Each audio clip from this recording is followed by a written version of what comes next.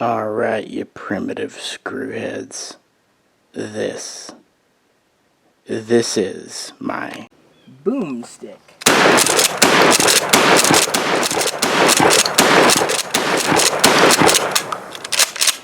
That takes me back. Hi, Misha here, and several have asked for another video on Mossbergs, and that's something we're always happy to oblige. Jay's been doing the 90-day test on the 590M, and I've done multiple videos on various pumps, and he's done videos on the 930 SPX self-loader. People have kind of asked about Mossbergs in general, and also which I prefer, the 590A1, or the Remington 870 Tactical or 870 Police Magnum. That really should be clear based on the videos and the guns here that I own. These are all mine, all 12 gauge pumps, slide actions, all chambered for 2 3/4 and 3-inch Magnum. On the bottom we have my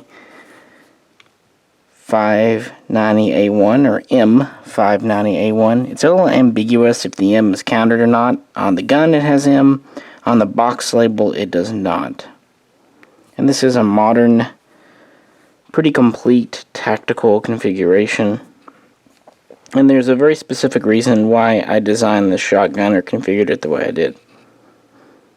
Above it we have my 500 Retrograde. Wood furniture, polished blued finish.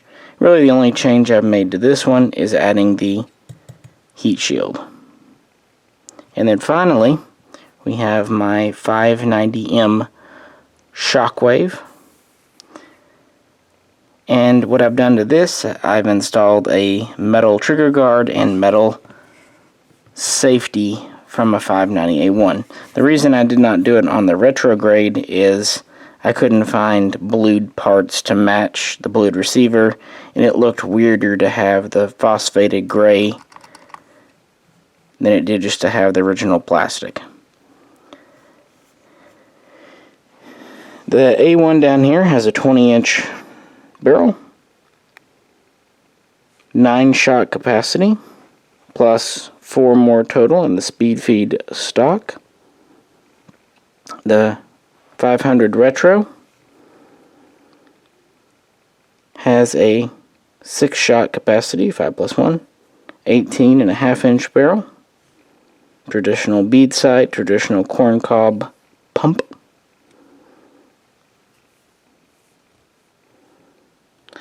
And the Shockwave, very similar, has a 5+1 capacity, bead sight, 14-inch barrel. And as most know, the reason these are illegal, even with the 14-inch barrel, they're classified as a firearm or an other. And they have this bird's head grip, which gives them an overall length greater than 26 inches.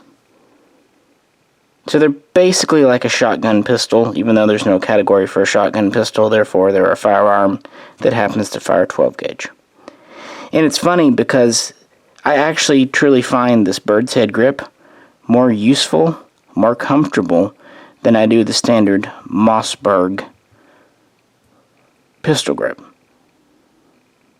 You can also install an arm brace or arm brace with pistol grip on a Shockwave if you wish. All very similar guns.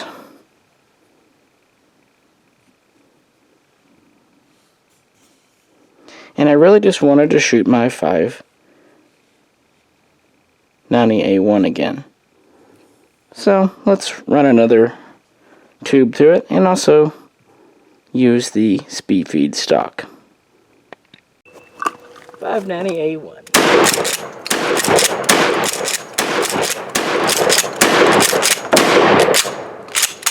No malfunctions.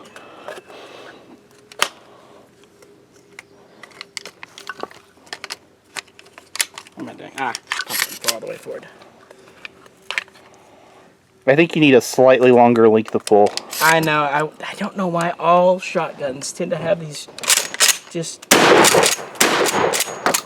huge lengths of pull. And honestly, this somewhat overly long stock is about my only real complaint. Of course, I could take it off and install on a shorter one. And this is something that you find not just with Mossbergs, but Remingtons, Benellis, Berettas, and a host of other shotguns. They just like to do this 14-inch length of pull. But otherwise, I have no complaints about any of these. And I have 3, even though they're similar, for a few different reasons. Each does kind of have its own place and purpose. And it's also worth pointing out that Mossbergs are affordable enough you can afford to have a few. And we've done history videos and all that, and as you know, the 590A1 was developed for military use based on the 500. Now, the military has and still does use plenty of just standard old 500s, synthetic or wood stock. It is a, less expensive gun than a Remington and some others. Early on, they only had 1 action bar, but then they put 2. Barrel lengths range from 14 out to however long you need. This has the original style of retained end cap, closed magazine. Heat shield is a Mossberg brand. They do come with the receiver drilled and tapped from the factory. Nice ambidextrous tang safety. They have dual extractors. The elevator stays in the up position when the bolt is forward. The 500 here is quite lightweight. We have an alloy receiver. And they get away with that because the bolt actually locks into a barrel extension, just like on an AR-15, at least in concept. So you do have steel-on-steel lockup. And it has a relatively lightweight profile barrel to keep this slim and trim. The Retrograde does come with sling swivels and rubber recoil pad. And for even smaller use, I have the Shockwave. Not gonna lie, I just kind of have this one because it's neat to have a 14-inch barrel, 12-gauge firearm. And I like not only that this uses the same parts as my other guns, but that it has a 6-round capacity with such a short barrel. It has the heavier barrel because of being short, and it also has the 590 style end cap, which comes off with an open tube. That design was kind of made for the military for better cleaning, for police. Still has the tang safety, threaded receiver, and these come in with like a matte blue finish or phosphate, depending on which one you get. And they do come standard with this pump strap, which is very handy. And they also do come standard with sling swivels.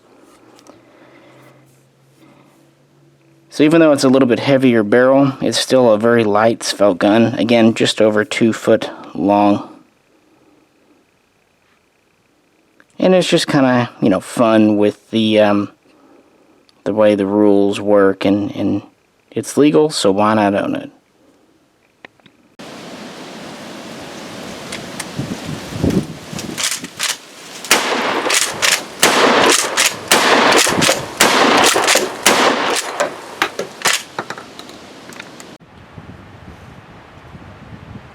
It's so short.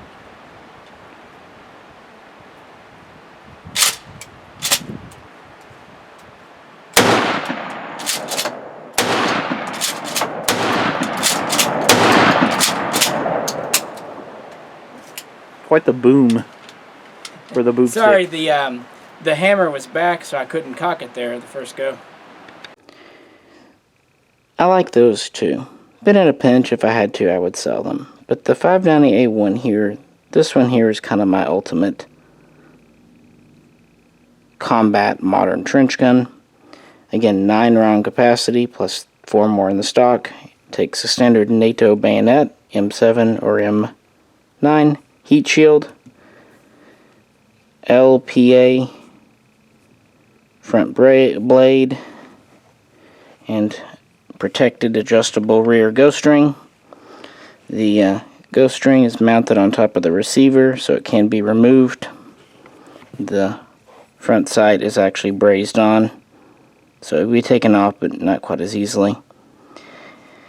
The 590A1, as you know, has the heavier wall barrel. This was made specifically for the Navy so that the barrel couldn't get dented or mangled up if it got slammed in the door of a ship, because those water doors can be very heavy.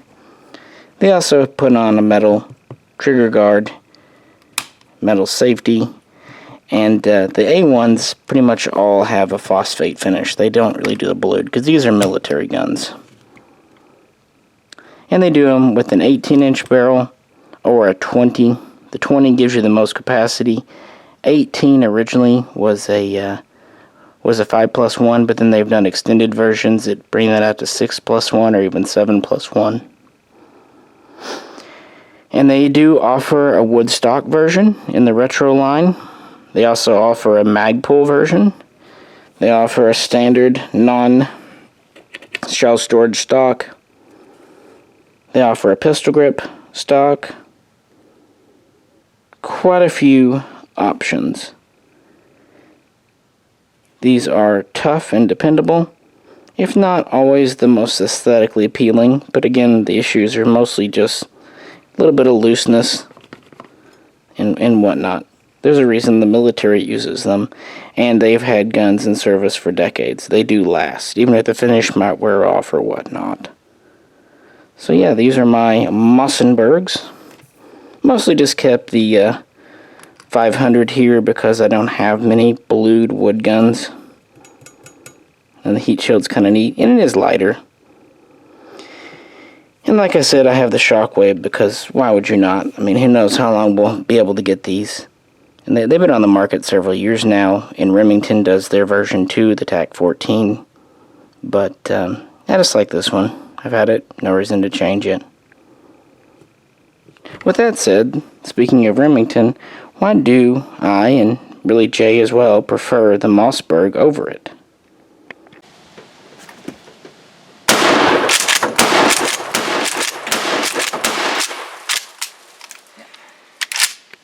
Go ahead.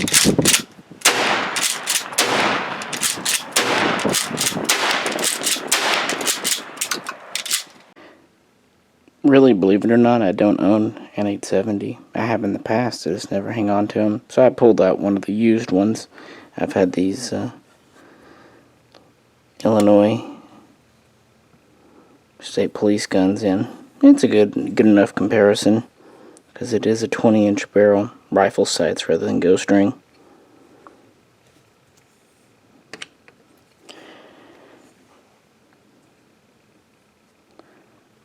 So what do I prefer? A few things. Technically, the Mossberg has the alloy receiver, the Remington has steel. So people will say, well, steel's better. Steel's heavier. But I'll say this, I've never heard of a Mossberg alloy receiver failing. And again, the barrel's locking up against the barrel's locking up against the bolt, so it's steel on steel lockup.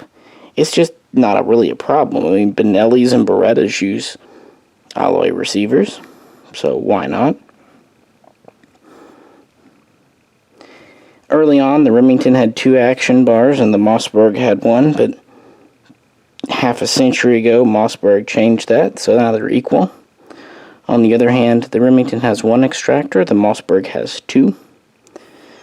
The Mossberg also comes pre-drilled and tapped from the factory on top of the receiver. The Remington does not as a standard, although some do come that way. It's not a standard feature.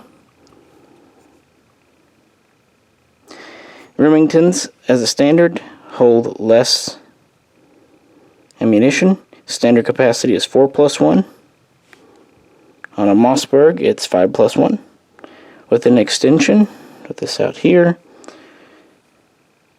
the Remington has an 8-shot capacity, and actually on the 20-inch, it extends out past the muzzle about 1/2 inch. Cosmetically, some people don't like it. Me, it doesn't bother, but some people don't like it. On the Mossberg, we have a flush fit, and we have a 9-shot capacity. Mossberg offers various models with heat shields. Remington does not. Remington does offer ghost string sights, quite good ones, but they also cost quite a bit more. To go from bead to ghost string on a Mossberg, you're looking at a $20 to $50 difference, sometimes not even that. On a Remington, you're looking at an $80 to $150 difference. And if you're comparing a 590A1 to a Wingmaster or a Police Magnum, both have metal trigger guards.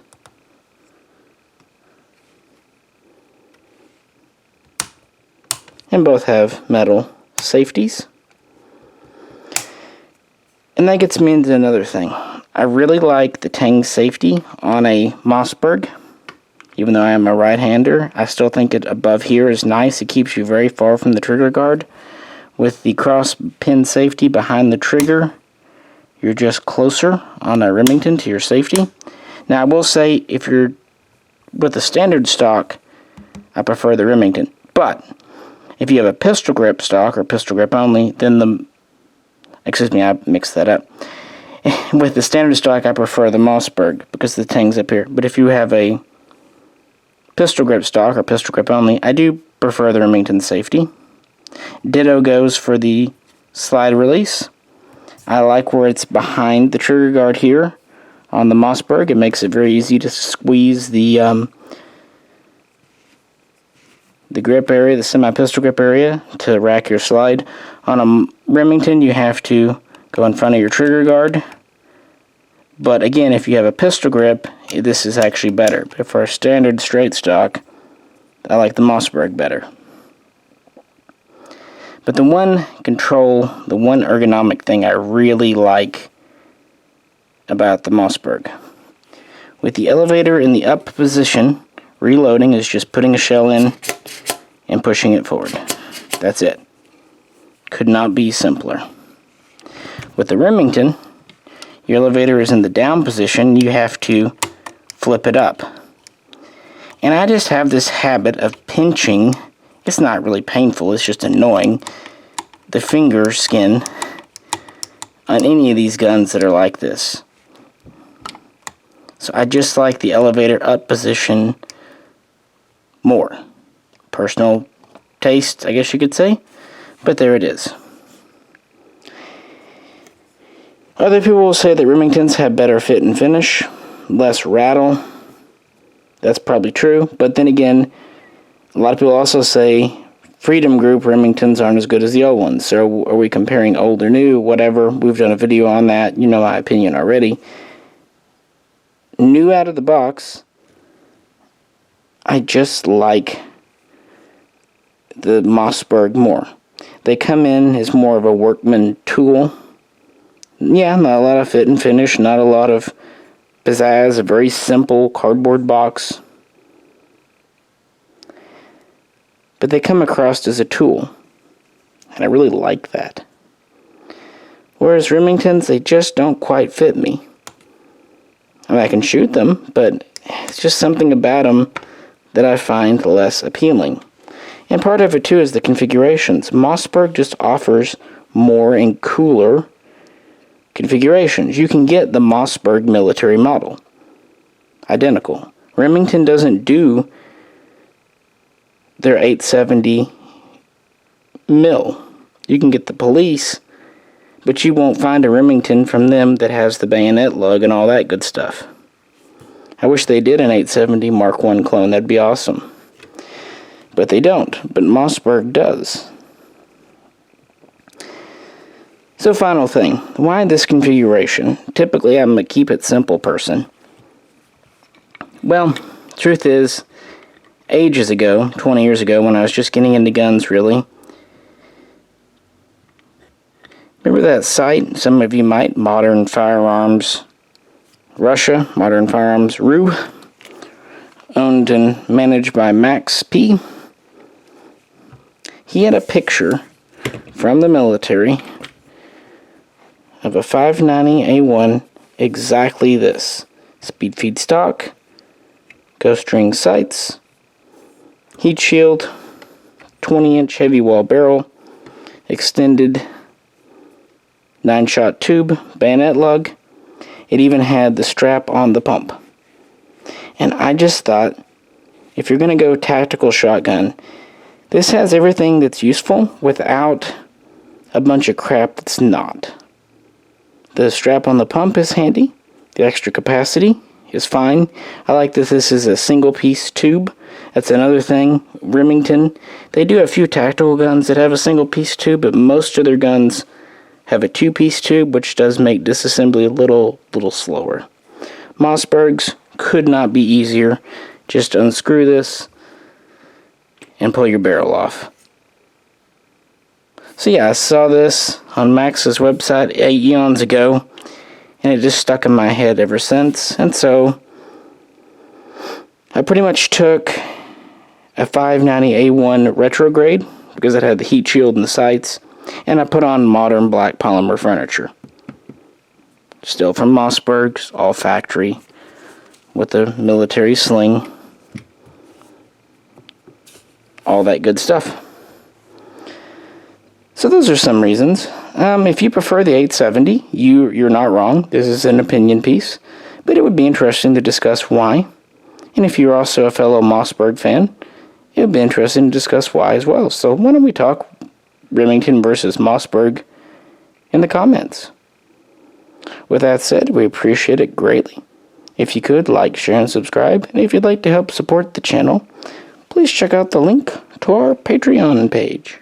This is Misha, and Jay and I both will catch you very soon. Next time.